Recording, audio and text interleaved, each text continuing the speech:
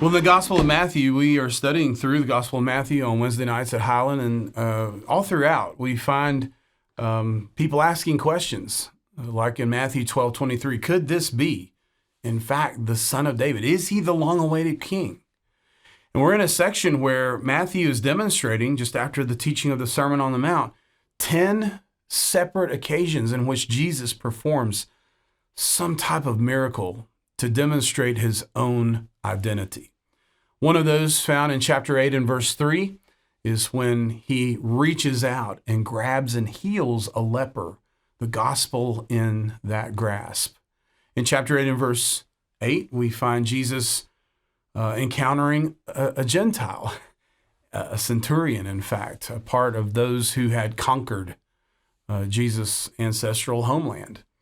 And we find Jesus breaking down barriers and allowing him into his presence. In chapter 8, verses 14 and 15, we see Jesus healing Peter's mother-in-law. And so over and over again, Jesus is the great wall breaker. He's eventually going to remove even the veil that covered the Holy of Holies and allow everyone into the presence of God through himself.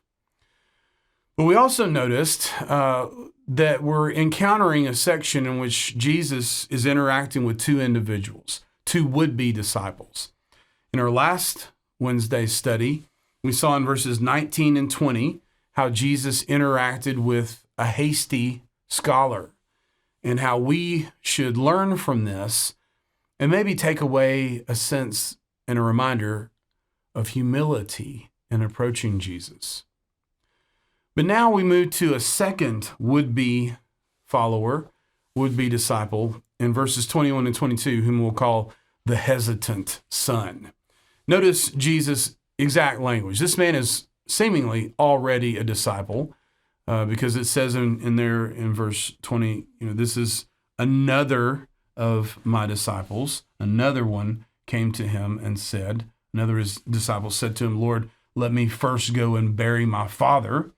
And Jesus said to him, follow me and let the dead bury their own dead. That sounds like a rude thing to say. But I think it's important for us to understand what's happening here. Jesus is constantly recalling everybody to discipleship, whether they are a disciple already or they are not. In verse 21, another of his disciples said to him. So apparently this guy's already a disciple. And Jesus is taking him and commanding him, almost even crudely, that he needs to renegotiate his discipleship at every moment of life. But this man says, first, let me go and bury my father. Now, it is highly unlikely that this man's father is already dead. Levitical law would dictate that if his father had died, that he would not be out in public. Rather, probably what he is saying is, let me go and care for my father, and eventually when he passes, I can care and dispense of his, I can make decisions about his estate, and then I'll follow you. Okay. But he says, first, let me go and bury my father. So he doesn't say after all of that. He doesn't say, let me go home for a moment. He doesn't say, listen, all this will be done at the end of the week. He says first. And so when it comes to choosing between devotion to loved ones and devotion to Jesus, man, Jesus has some very strong words to say. So he's not, I don't think, trying to be cruel, but he is trying to remind this man of his first love and what that first love should be. And so the reply in verse 22, follow me and let the dead bury the dead. What does this mean? Well, those who are dead are those who do not follow. Love gives and love demands in equal measure. And here Jesus is saying, let the spiritually dead bury the physically dead. You be spiritually alive. And so on the surface, to our 21st century modern ears, this sounds cruel. The truth of the matter is, in Jesus' way of thinking, there's nothing more important, not even the devotion that we should have for our families. There's nothing that should become first place before following him.